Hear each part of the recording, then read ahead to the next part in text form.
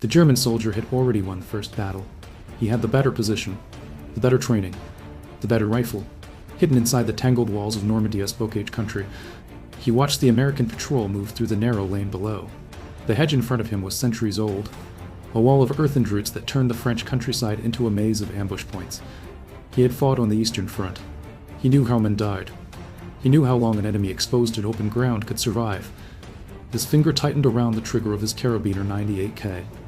The shot was controlled, precise, exactly what the German army had spent decades teaching its soldiers to do. The rifle cracked.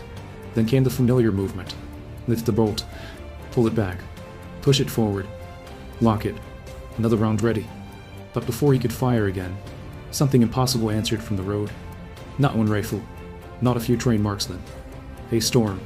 American rifles began firing almost continuously. The German soldier searched for the source of the sound. Where were the machine guns? Where was the heavy weapon? There was none. The men coming toward him were ordinary infantrymen.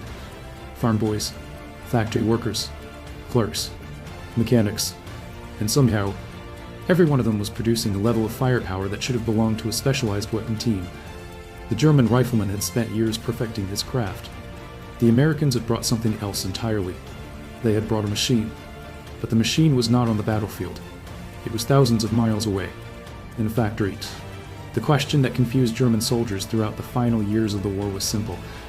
How could an army filled with inexperienced troops overwhelm soldiers who had spent years fighting across Europe? The answer was not courage. It was not a single general. It was not even a single weapon. It was a completely different idea of how war should be fought. For generations, armies had believed the individual soldier was the center of infantry combat. The skilled rifleman mattered. The trained marksman mattered. The man who could place one perfect shot mattered. Germany built much of its military culture around that belief. A soldier was expected to master his weapon through discipline and repetition.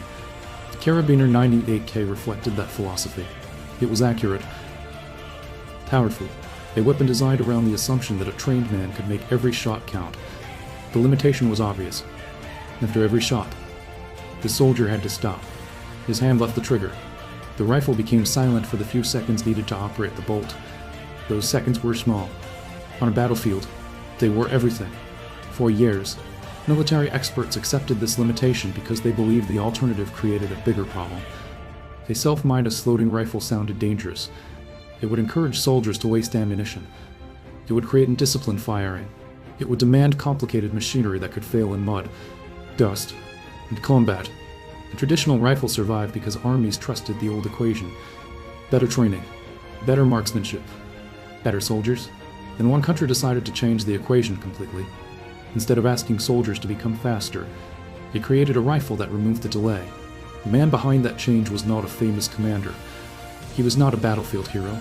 He was a factory designer. John C. Garand arrived in America from Canada as a child. He grew up around the machines of New England factories and developed an understanding of precision manufacturing long before armies began searching for new weapons. In 1919, he entered Springfield Armory, where he spent years solving a problem many experts considered unrealistic. Could a Cine- automatic rifle be powerful enough for infantry combat and simple enough to manufacture by the millions? The answer became the Mon Garand. The rifle used the energy from each fired cartridge to eject the empty casing, load a new round, and prepare itself for the next shot. The soldier did not need to work the action.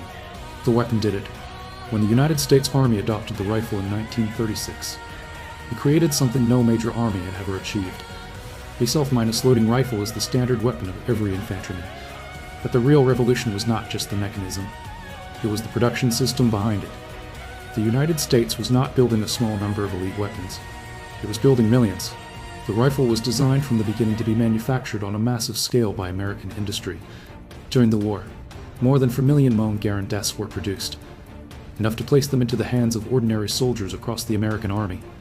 This created a battlefield problem Germany had never faced. A German squad concentrated firepower around its machine gun. The riflemen supported that weapon.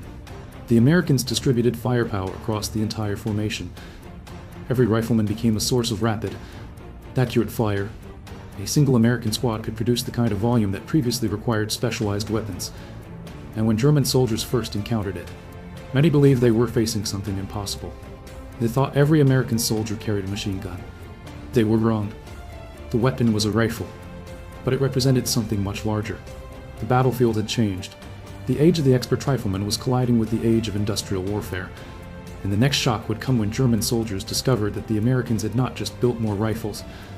They had built an entire system designed to replace them faster than Germany could destroy them. The first German who picked up an American rifle after a firefight usually did the same thing. He searched for the bolt. His hand found nothing. There was no familiar handle to lift, no steel arm to pull back after every shot. Instead, the rifle seemed to cycle by itself, feeding another cartridge before the shooter even thought about reloading. That moment raised an uncomfortable question. If every American infantryman carried a weapon that never forced him to break his aim, how many rifles like this could the United States possibly build? The answer was far more dangerous than the rifle itself. For decades, military planners across Europe had rejected the idea of issuing self-minus loading rifles to every soldier. The objections sounded reasonable. Such weapons were expensive. They required tighter manufacturing standards. They consumed more ammunition. Most importantly, critics believed ordinary infantrymen would simply waste bullets. The traditional bolt-minus action rifle fit existing doctrine. One carefully aimed shot. Work the bolt. Aim again. Fire again. Discipline was built into the weapon itself. The United States chose an entirely different philosophy. Instead of asking soldiers to adapt to the limitations of their equipment, American engineers asked whether equipment could eliminate those limitations altogether. That difference sounds small. On the battlefield, it became enormous. Inside Springfield Armory, designer John C. Darren spent years refining a rifle that borrowed gas from each fired cartridge to eject the empty case. Chamber a fresh round, and prepare for the next shot all automatically. No extra movement, no interruption, no pause. The rifle demanded almost nothing from its operator beyond pulling the trigger. Many military experts believed such a design would never survive battlefield conditions. What would stop it? Dust would jam it. Mass production would prove impossible. Instead, the opposite happened. By the time America entered the war, factories were already producing the Moen Garand on an industrial scale.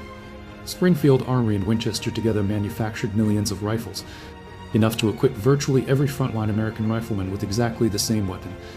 That was something no other major power achieved during the war. Germany certainly did not, and that difference reshaped firefights before either side understood why. Imagine two infantry squads meeting unexpectedly along a tree line. The German formation revolves around its machine gun. The MG-40 provides overwhelming fire while riflemen support it. Protect it, and supply ammunition. Take away the machine gun, and the remaining soldiers still carry accurate rifles. But every shot requires another motion. Lift, pull, push, lock. Now picture the American squad. Nearly every man can fire rapidly without changing his grip or losing his sight picture. Instead of concentrating firepower into one weapon, the Americans distribute it across almost every rifle in the line. The mathematics changes immediately. A skilled German marksman might deliver 10 or 15 carefully aimed shots in a minute. An average American infantryman could often fire several times that number without sacrificing accuracy simply because his rifle never forced him to stop shooting. Multiply that advantage across 12 men, then 40, then 200. The battlefield begins to sound different. German veterans later described engagements where they believed every American soldier possessed some kind of automatic weapon. They were mistaken. What they were hearing was something far more unsettling. Ordinary rifle firing at a pace previously reserved for specialists. The familiar rhythm of combat had disappeared. That change even produced one of the most enduring legends of the Second World War. After firing its 8th round, the Moen Garand automatically ejected its empty N-block clip with a sharp metallic ping. Stories spread that German soldiers learned it to recognize the sound and rush to American positions during the brief instant before another clip could be inserted. Whether that happened often or whether battlefield noise usually drowned out the sound remains debated by historians. But the legend survived because it reflected a larger truth.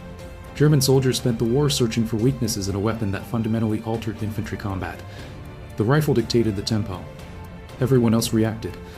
Perhaps the clearest evidence came from German units themselves. Captured Moen Garandes rarely stayed in storage. Whatever ammunition could be found, soldiers kept them. They carried them. Some preferred them over their own service rifles. The Wehrmacht officially cataloged captured Garandes for military use, just as it did with American radios and vehicles. That decision carried quiet significance. An army that prided itself on engineering excellence had begun issuing enemy equipment because it worked better for the conditions they faced. German engineers did respond. The GE War 41 attempted to solve the problem. The improved GE War 43 came closer. Then came the stunned GE War 44, introducing a revolutionary concept that would shape infantry weapons for generations. Each design demonstrated remarkable engineering. None arrived soon enough. By the time these rifles reached frontline units in meaningful numbers, Allied bombers were crippling German industry while American factories expanded almost without interruption. Innovation alone could not erase production gaps measured in millions. The race had already been decided, and the man whose design helped create that advantage received almost none of the wealth his invention generated. John Garand worked as a government employee. His patents belonged to the United States. More than 4 million wartime rifles rolled off assembly lines based on his design. He earned no royalties. Congress later considered awarding him a financial bonus in recognition